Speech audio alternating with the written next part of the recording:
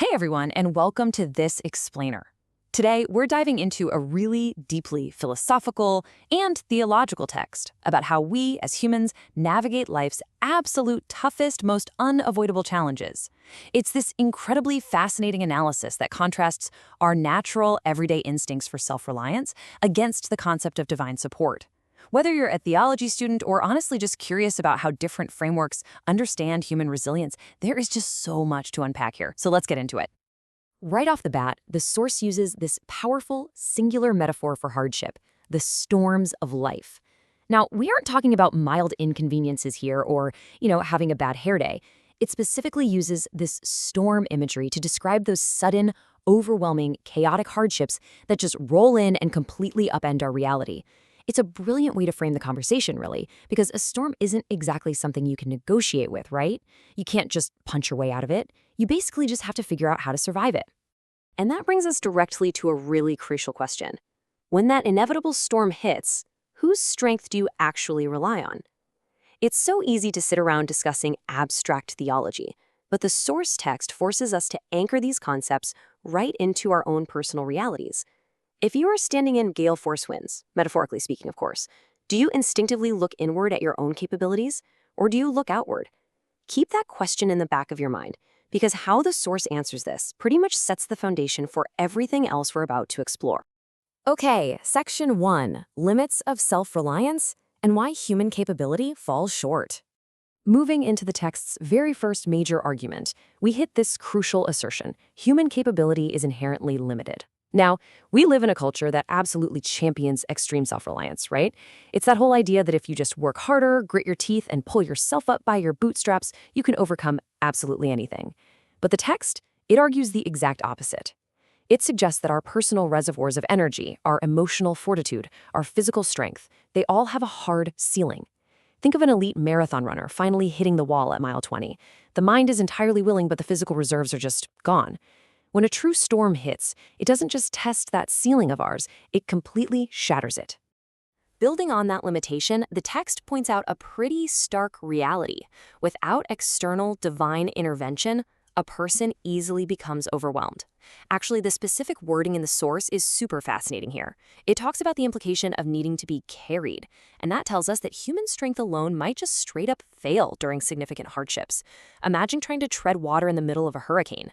Eventually, I don't care how strong of a swimmer you are, fatigue is going to set in. You become completely overwhelmed by the sheer intensity of the challenge.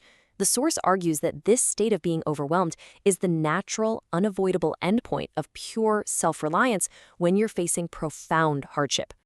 Let's move to Section 2, the power of God as a transcendent safety net. So this divine power introduces the ultimate difference maker, and it breaks down into 4 distinct components. First, it describes God as possessing a unique, awesome power. And we're not talking about a slightly upgraded version of human strength here. It's an entirely different category of power that completely transcends personal effort. Next, it acts as an unreplicable safety net. Think about that word for a second. Unreplicable. You literally cannot build this safety net yourself, no matter how many resources you try to stockpile. And finally, the text states that this power has the ability to carry a person through every single storm they encounter. Basically, where human capability fails and starts to sink, divine support steps in to literally carry the weight. This perfectly illustrates the core juxtaposition of the entire text. On one side, you have human capability. It's inherently limited and incredibly vulnerable to failing when things get truly difficult. But then on the other side, you have divine support, which is transcendent, possessing a unique power designed to act as this infallible safety net. The source isn't just saying one is, slightly better than the other. It's actually presenting them as entirely asymmetrical forces. One is fundamentally fragile, while the other is structurally absolute. It's just a totally fascinating framework for understanding where our resilience actually comes from. All right, Section 3, the gift of endurance, redefining the blessing. The source is very, very specific here, stating that God gives you the strength to make it.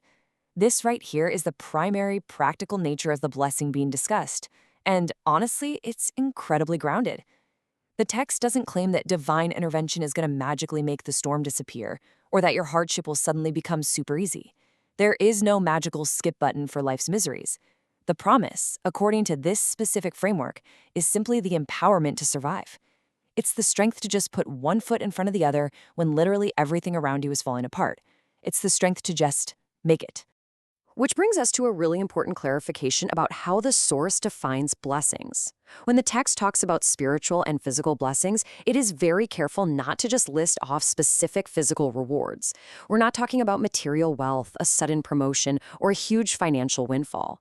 Instead, it redefines these blessings as a truly holistic state of divine endurance. It's both a spiritual and a practical resource. The true blessing isn't some quick escape from the storm, but rather the profound, quiet empowerment to persevere and survive it completely intact.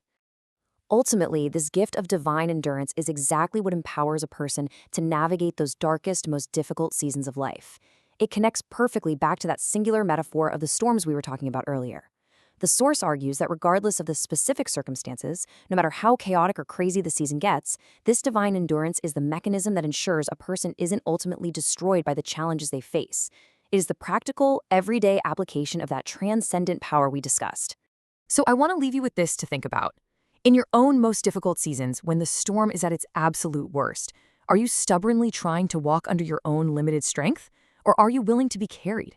The source makes a really compelling case that recognizing our own limitations isn't actually a failure at all, but rather the necessary first step to accessing a transcendent safety net.